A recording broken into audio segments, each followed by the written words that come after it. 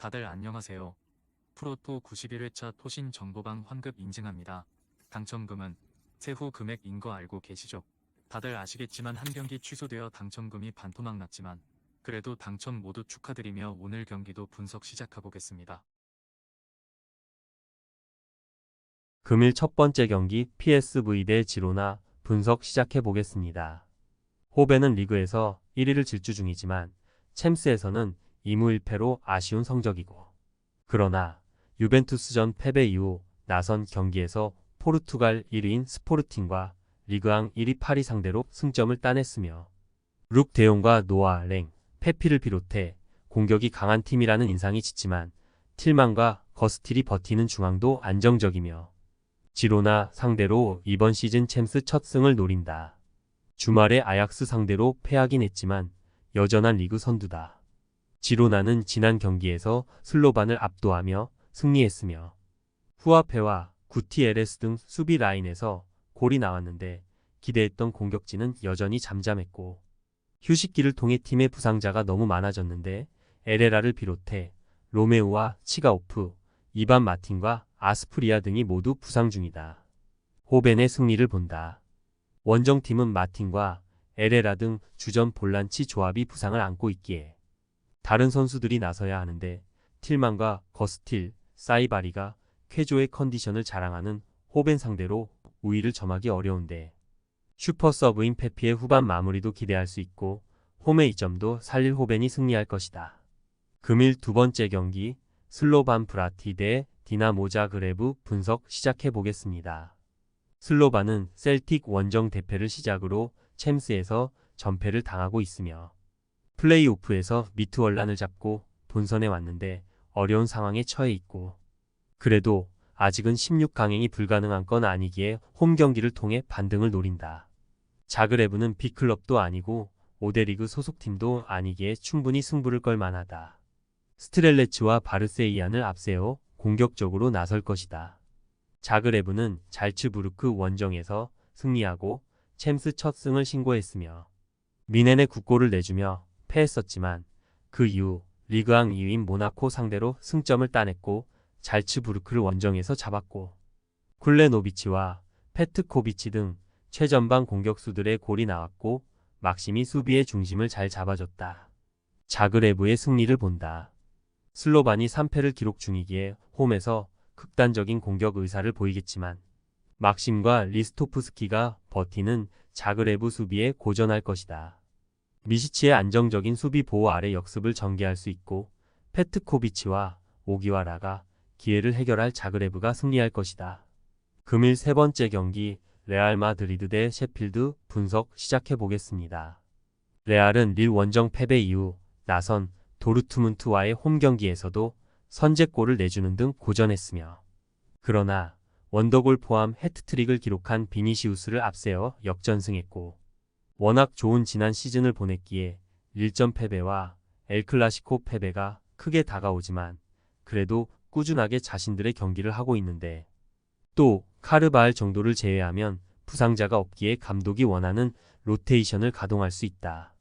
밀란은 브리에 상대로 챔스 첫 승을 신고했으며 중앙 미드필더로 나선 레인더스가 중원을 장악하며 멀티골로 팀의 승리를 이끌었고, 그러나 리버풀과 레버쿠젠에 이어 이제 레알까지 만나야 한다.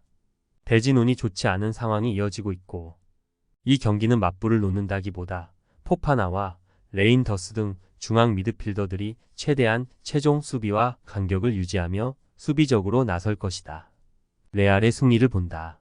밀란은 모라타와 레앙 등 해줘야 하는 공격수들이 챔스는 물론 리그에서도 폼이 어느 정도 떨어져 있다.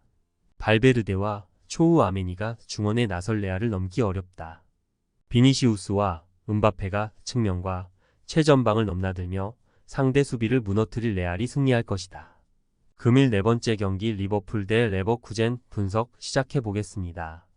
리버풀은 챔스 전체 선두를 질주 중인 에스턴 빌라와 더불어 36개 팀 중 유일한 전승팀이며 밀란과 볼로냐 등 세리에 팀들에 이어 분데스리가 2위 팀인 라이프치히 상대로도 승리했으며 이 골을 기록한 선수는 없지만 누네스와 살라, 맥알리스터 등이 골맛을 봤고 반 다이크와 코나테가 이끄는 수비는 2경기 연속 클린시트를 합작했고 프리미어 리그와 챔스, 리그컵 등에서 트래블을 노리는 이번 시즌인데 잘 나아가고 있다.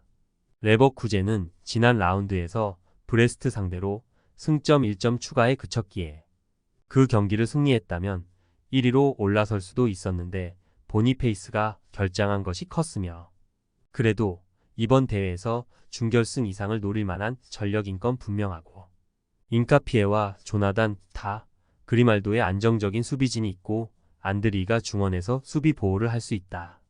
리버풀의 승리를 본다. 레버쿠젠은 전 세계에서 가장 위력적인 측면 수비수들을 보유했으며 그러나 반대로 프림폰과 그리말도 등의 공격 가담이 워낙 많기에 위기에 처하기도 한다. 살라와 디아즈, 각포 등 측면 공격수들이 상대 수비의 빈틈을 공략해 기회를 만들 수 있을 리버풀이 승리할 것이다. 금일 5번째 경기 도르트문트 대 슈투름 그라츠 분석 시작해 보겠습니다. 도르트문트는 레알 원정에서 패했으며 그래도 브리에와 셀틱을 완파했기에 승점 6점 팀 중에서는 다득점과 골득실에서 가장 앞서 있고 독일 리그에서는 다소 부진하지만 지난 시즌 준우승을 차지한 챔스에서는 꾸준한 성적을 내고 있기에 아데예미가 부상으로 빠진 건 아쉽지만 기라시와 바이노 키튼스가 나란히 3골씩을 터뜨렸고 자비처와 브란트의 공격 가담도 위력적이다. 그라츠는 이번 시즌 챔스에서 승점을 따내지 못했으며 첫 경기에서 브레스트 상대로 골을 터뜨린 것을 제외하면 골도 없고 빅클럽에 비해 전력이 떨어지는 건 사실이지만 충분히 경쟁력이 있다는 평가도 들었는데 미카와 키테슈빌리 등 공격진의 마무리가 아쉽고 이 경기에서는 강팀을 상대하지만 공격적인 운영으로 연패를 벗어나려 할 것이다. 도르트문트의 승리를 본다.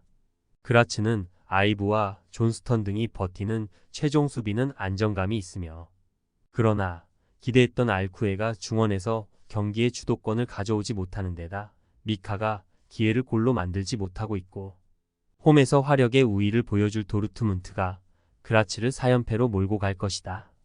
토신 최종 조합은 영상 아래 고정 댓글로 말 걸어주시면 토신 정보방에서 무료로 공유해드립니다.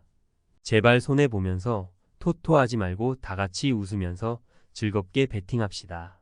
함께 하실 분들은 부담 갖지 마시고 편하게 말 걸어주세요.